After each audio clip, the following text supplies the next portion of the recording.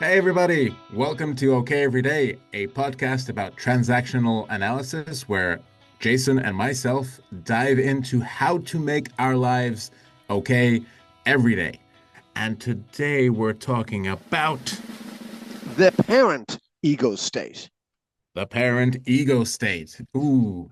And again, as we did in the previous episodes, we talked about and I want to remind this to the listeners and to the viewers, is that when we talk about any ego state, there's no negative or positive about it. It's just an energy that we can use to whatever we want to use it to on whatever suits the moment.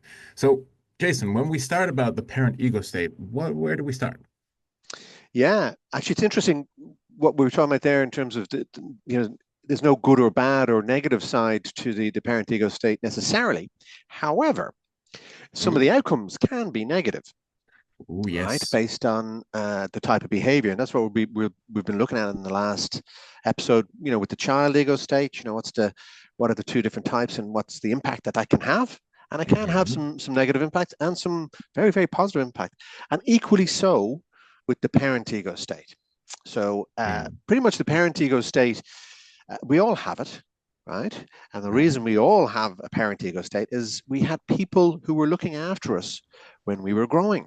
Right. So again, we all had Hmm. a childhood, and as children, I mean, talking about right back to tiny infants, we're Right. hugely dependent on other human beings to take care of us. I mean, we're not like other animals. Other animals, they can be born, they've got fur, and they can stand up quite quickly, and within a couple of days they're eating and doing various things. We're not like that at all. We're 100% dependent from the day we're born on somebody else to take care of us.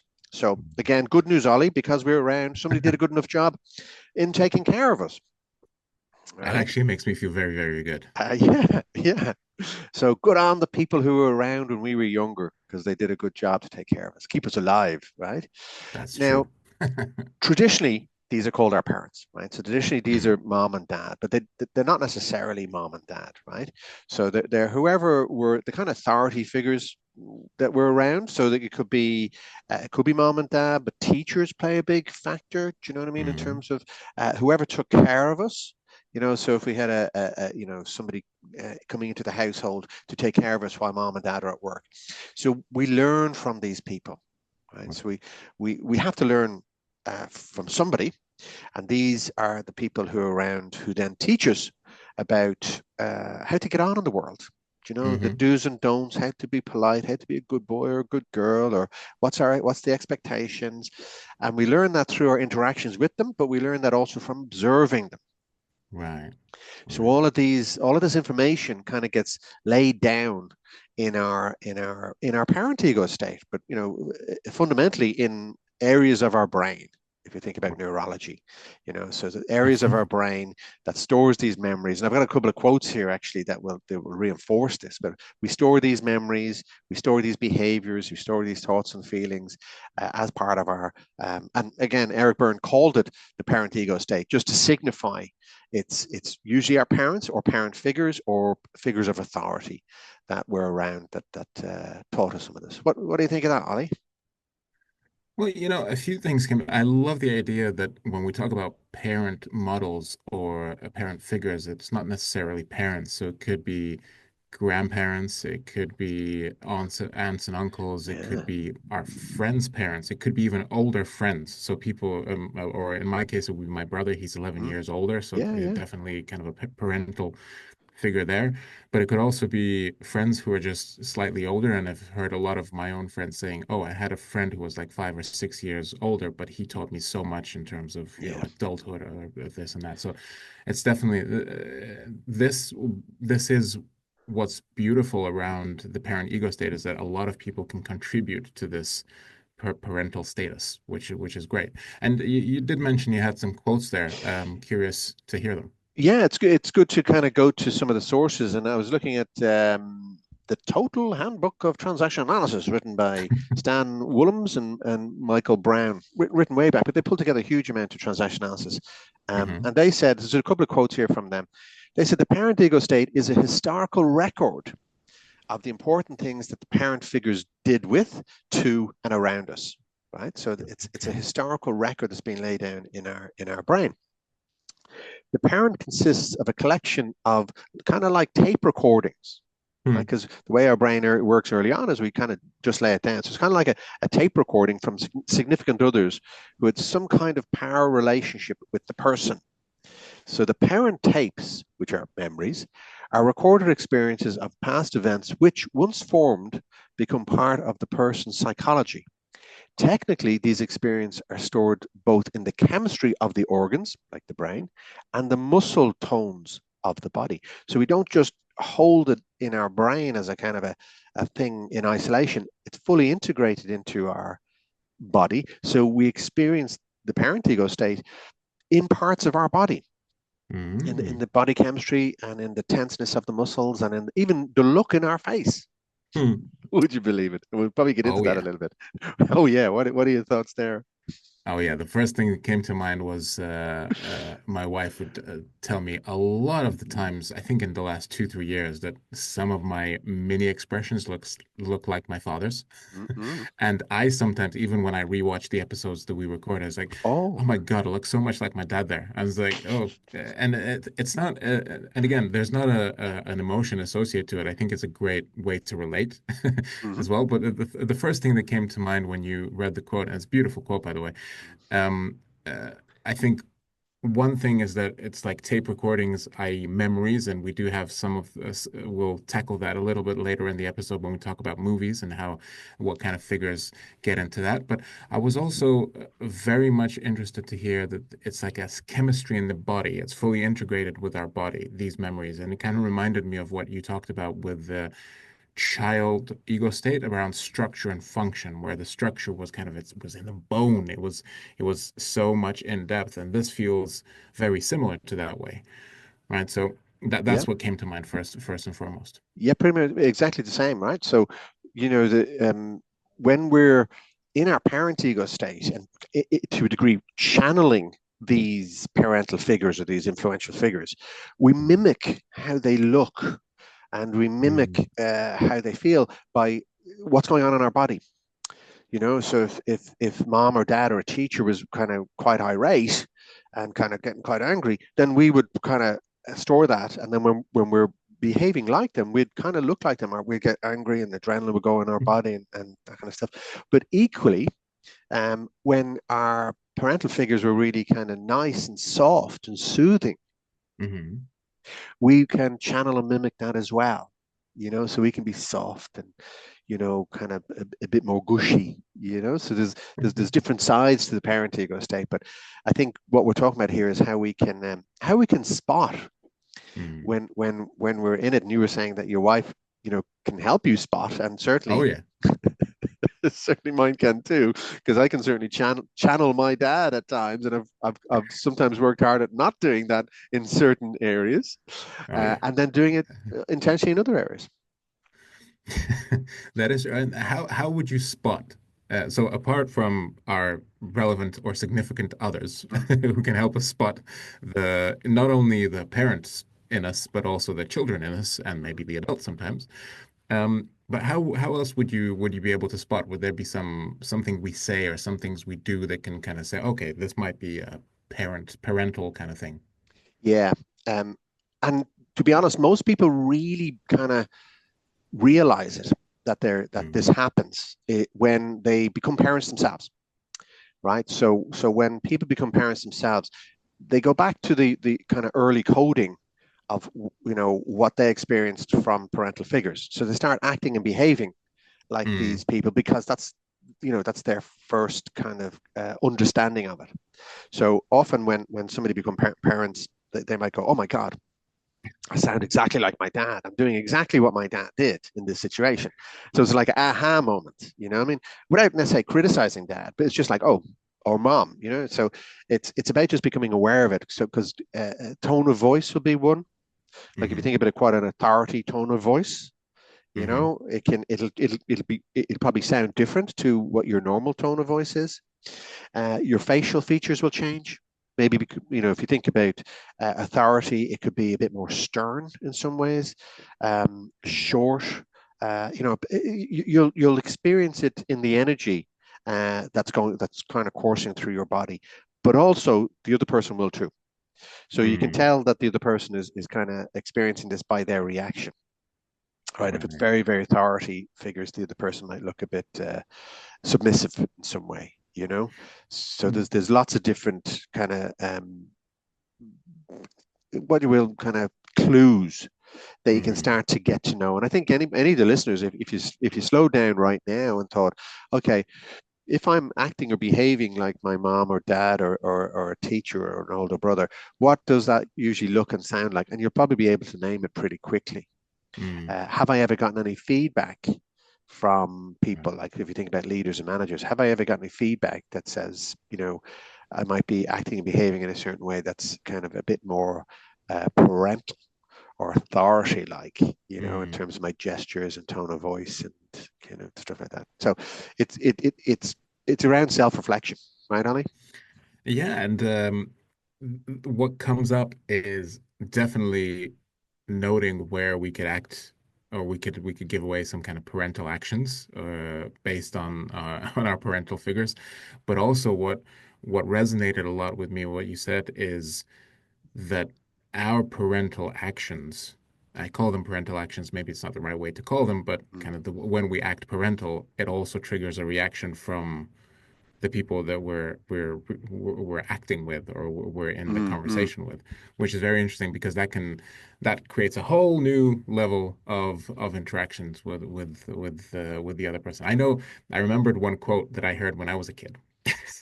And I know you know this. I know you know this quote because we've referenced it sometime, but it always gets me back into kind of into a somewhat helpless feeling whenever I would feel it. Mm. It's not necessarily, I've learned how to manage it with time, but in Ukrainian it sounds like де це чутно було, щоб курка яйце вчила.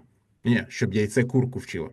Which means where would it be where the egg would teach the chicken? Basically, who are you, little person, to tell me what is the right thing to do or not? Which is a beautiful quote if you think about it. It certainly sounds lovely in Ukrainian, but when you get the message, it's like, oh, that's a bit what it's a bit confusing in a way, but it makes sense. Do you know what I mean? There's a kind of an authority thing coming in there. Yeah.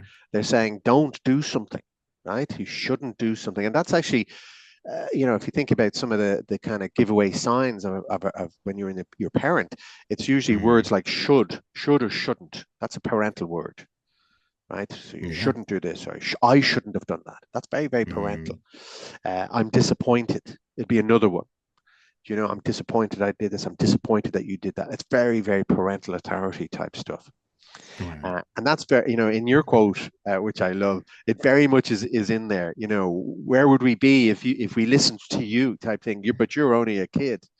Isn't that what it's kind of saying?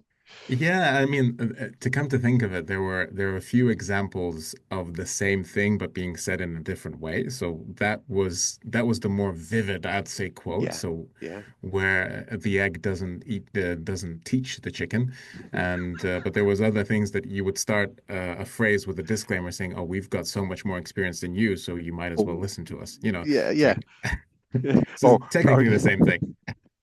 we know what you're talking about, so don't even try is the kind of message there. And there's loads of these actually, and sitting in our parent ego state, by the way, Mm, is the authority figures, but sitting in their parent ego state is their authority figures, and then going back another generation and back another generation, because they all had to learn somewhere too. So mom and dad learned from mm. their parents, who learned from their parents, which means some of this stuff, like that phrase that you just mentioned there, could be handed down over generations, Oh, right? for sure. Yeah. Oh, I Uh, think I think it comes it sounds to me like as long as the dilemma, what came first, the chicken or the egg? And there you go. And it might have been yeah, as far away as in history as as old that. as that. As old as that. But they're so interesting, and we can pick them up. And I'm sure listeners, might kind of have some kind of firing off in their brain at the moment, Oh because yeah. there's ones that certainly very much in the Irish culture, but I'm sure are global too.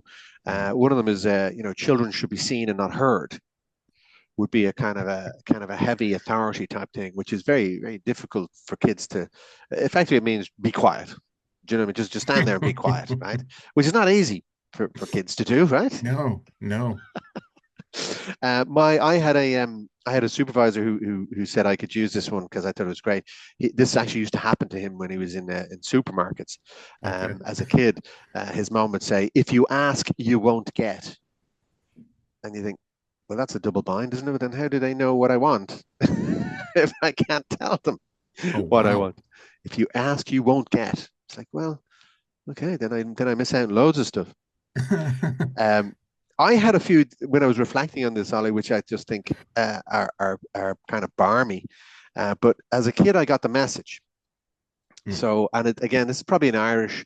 Uh, well, it's not actually because you use it there. So the "Who do you think you are?" type Yeah. is the start of it, right? So in my household where we were brought up, you'd get "Who do you think you are?" King Farouk, and I had Uh, no idea who King Farouk is. And I had to look it up much later on as an older person. But I got the message, stop acting like royalty. You get it. I wasn't, but they obviously wanted me to do something, right? That I obviously was or wasn't doing, or was being, whatever. So who do you think you are, King Farouk? And the female version of that, which I didn't get, but I've heard is who does she think she is, Lady Muck? I go, who the hell is Lady Muck? But she's Who not are your these person. people? They are historical people. I looked them up. But as a kid, you haven't got a clue. So it's a bit kind of crazy making, but you got the message, you know, stop acting, I, I airs and I graces or love whatever. I love the way you said I got the message as like it's like kind of like a scripture of Yeah. sorts. You just knew from the tone. You knew from the body language. You knew there was something you were doing you shouldn't be doing, even though it wasn't clear what it was. Mm. But what it was kind of be obedient, be submissive, Yeah, take yeah. out the bins or whatever it might be. So, and we all, I think, again, the listeners will have their variations of this. And I think we get, doesn't matter where you are in the world, Oh, you get them, right? You I got crying I from got I got laughter. I got a bit of tears from all the laughter of the. I mean, I realized that when we hear them as children, it has a completely different effect on us. But now, Yeah. when you can reflect on it, and I remember the first time that phrase popped in my, and I think you're spot on when you said that it comes evident to us when we become parents or parental figures. And that phrase came up to me when we were doing something with my son, and I just got reminded of that phrase. Not that I wanted to say it, but I did Mm. share with with my son, saying, "Oh, this is what I heard when I was a kid," and he was like, "Yeah, I don't understand that," which he shouldn't. But then I shared it with my wife, and we had a laugh around it. But it's really interesting how it comes back, and it's great that we can reflect on it now and have a laugh about it, to be honest. Yeah, and that's a brilliant example, Ollie, because you've already changed it Mm, by catching it in the moment, as opposed to just repeating it. Just repeating the tape, verbatim and all that kind of stuff. You caught it and you worked with it differently and then ended up laughing with it, which means you're taking the power out of it.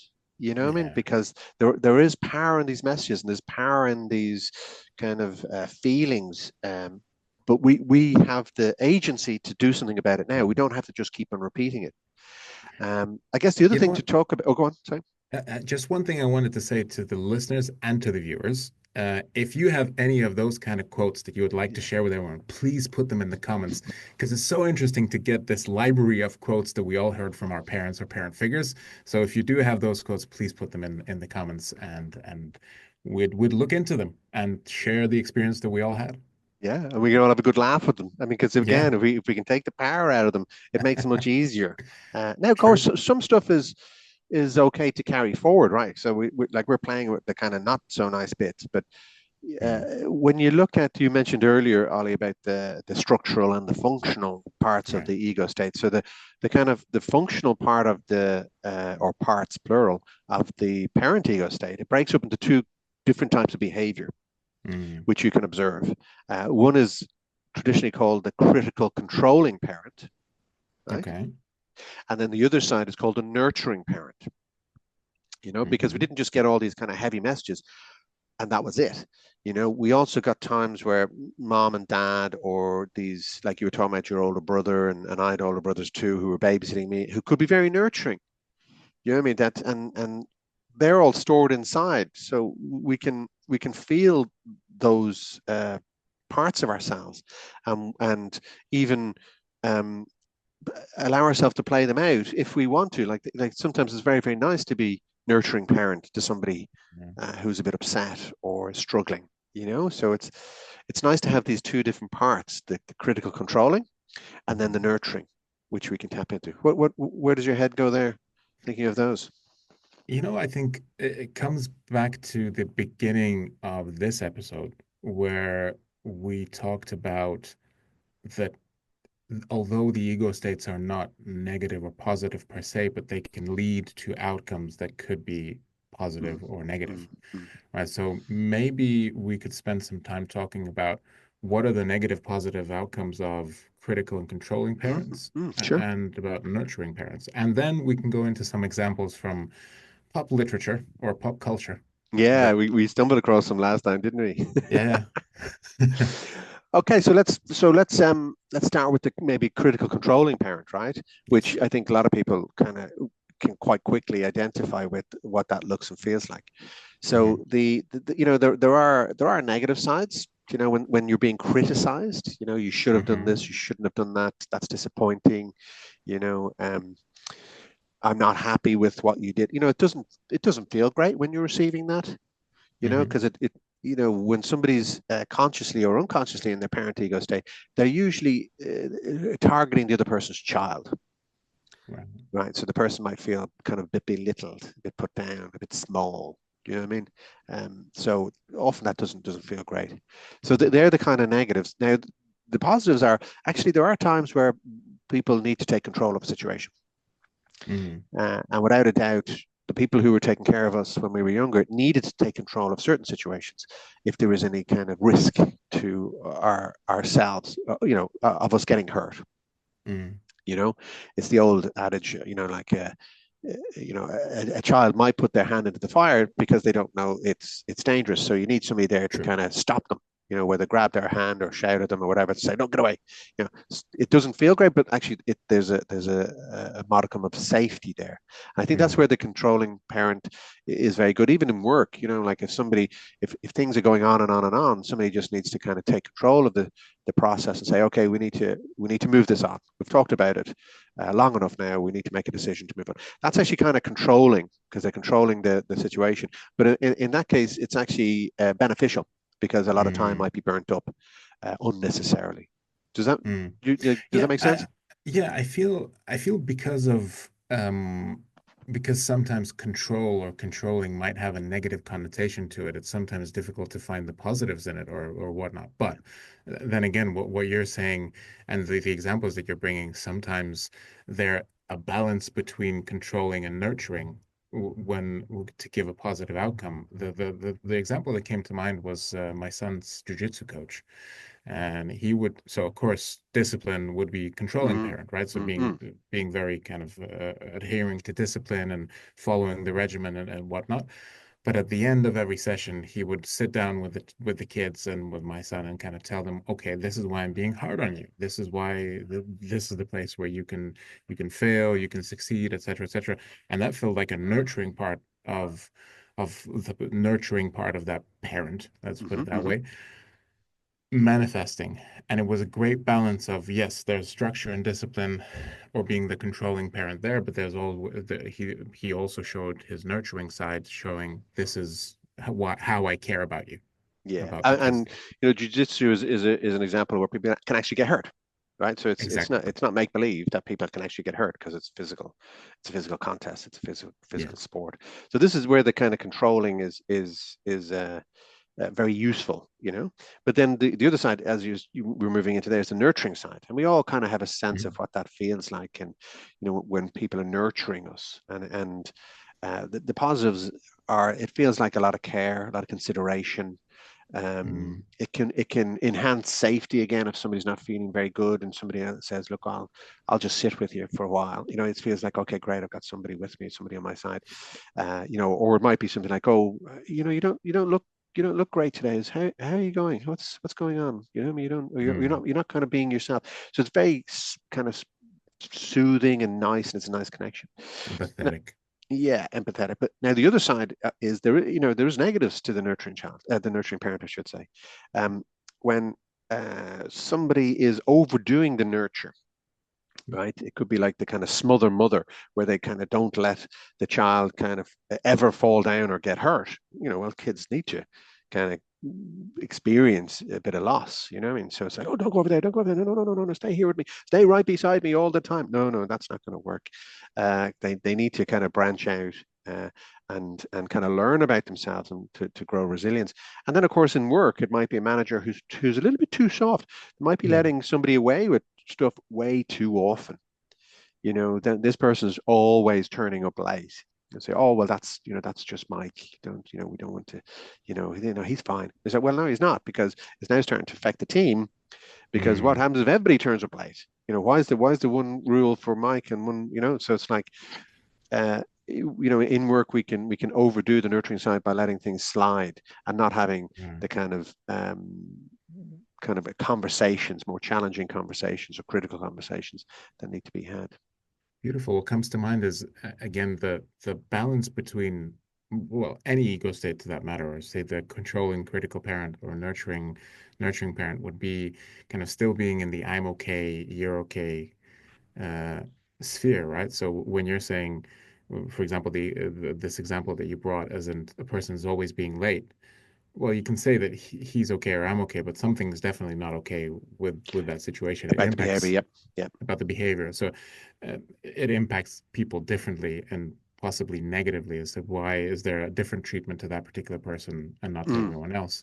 So that there is a not okay aspect to Yeah. that. Yeah. And the okay thing to do is to have a conversation about it, if that Yes. makes sense. You know what I mean? To because they may not be aware of it and bring it to their attention, stuff like that.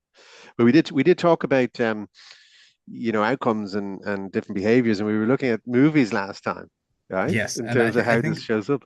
I think this is a brilliant way to end out because I like these episodes are gonna go overtime sometimes because there's a lot to talk about, and I think Mm. it's great that we kind of dig in deep and understand what's going on. But so what examples did you have of critical and nurturing parents in the pop culture?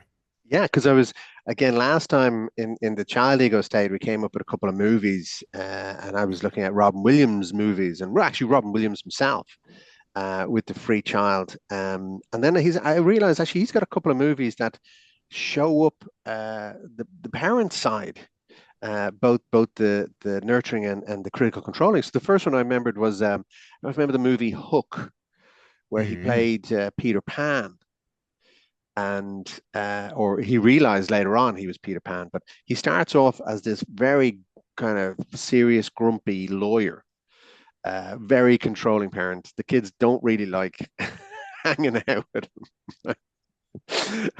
But by the end of the movie, he's discovered that he's Peter Pan, and there's an awful lot of kind of free child stuff and kind of even nurturing parent when he comes back to being mm. the dad. He's changed. He's no longer the critical, controlling, heavy kind of guy. He's much more nurturing parent. So I thought that was a very very interesting one, because it's the same. And actually, another movie that he did was Mrs. Doubtfire. We were Oh, talking about this as well. Do you remember, like, if you listen to Mrs. Doubtfire in your head, it's very much a nurturing parent. Can you give you it? can Are you any control. good at? Come on. Well, you can incontrollably give the sense of how she speaks and very soft and soothing all the time. Oh, puppet, wee Oh, puppet. oh, you wee So little child. her voice is very, very nurturing, right? And now we shift to another example that we were talking about last time, which is Forrest Gump. Oh And yeah. the drill sergeant in that, he was very, very critical, controlling parent. And probably the most famous version of that is in Full Metal Jacket. Yeah. Gunnery Sergeant Hartman.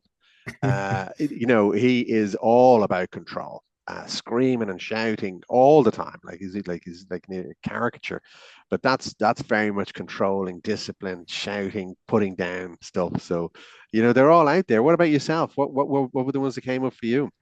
Well, I think every drill sergeant in every movie Mm. ever would be the controlling parent, to be honest. But definitely that's one thing that came to the first thing that came to mind of controlling parent was The Godfather. Ooh. You come to my house, okay, but that was not necessarily that was controlling, but very controlling. Vito Corleone kind of he had to control, and that I guess it's the the era and the say the job Mm. or the Mm. responsibility he had to be controlling that way and Very ruthless, if you will. intimidating as well, right? Very Yeah, at intimidating, different true. times. Very authoritative, but very Mm. Mm. intimidating and very controlling. Um, with the nurturing parents, I think the characters that came to mind were um, again from Forrest Gump is Mrs. Gump, so his mom. Oh yeah, So very, very nurturing, very open, very always finding great metaphors for Forrest to that's understand right. life. Life is a box of chocolates. You never know which ones you can get, Yeah, and I mean, she he loved him, eh? She absolutely oh, adored her son. yes, exactly. Well, actually, the first thing that came to mind when we talked about nurturing parents was a character from Green Mile, John Coffey. Oh, Big John Coffey. The big John Coffey was, although he's big and intimidating, but he was very nurturing. The way he Yeah. helped the mouse, kind of resurrected the mouse. The way he helped the Mm-hmm. Tom Hanks character, by the way. Mm-hmm. So Mm-hmm. another Tom Yeah, Hanks no, movie here. interesting. Yeah. And so he was really really helpful, although by the looks of him, pretty scary and intimidating because of his size and just demeanor. But when he Yeah. started talking, he was very, very open and very kind. And the Very things that he was trying soft. to Yeah. do, he was actually trying to save Yeah, a lot of people. yeah, yeah, very much so. I mean, because again, it's interesting. That's as you said, Tom Hanks again, and he's Yeah. probably in loads of movies that kind of do stereotype a lot of this because it is Mm, in the culture. Do you know, when it, like true. transactional is not making this up; it's talking about what already exists and just Mm, putting certain language around it that we can use in everyday life because it's actually it plays out every day very true. and especially under stress. Where do we go if we go into our parent ego state under stress? Mm. Which part do we go into, and what are the consequences of that? So it's really good fun. I think just playing with this, eh?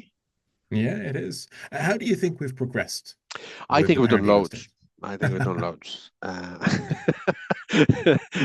So hopefully our audience stuck with us on this one. TikTok. So yeah, no, I think we did loads, and I think of the ego states, I think the parent is one of the most obvious ones that Mm. people can see and hear on a regular basis and work with now. Yeah.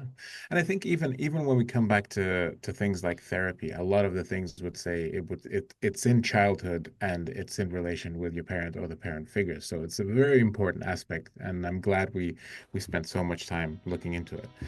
Well, dear viewers, dear listeners, thank you for being with us for this episode of OK Everyday, where Jason and I talked about the parent ego state.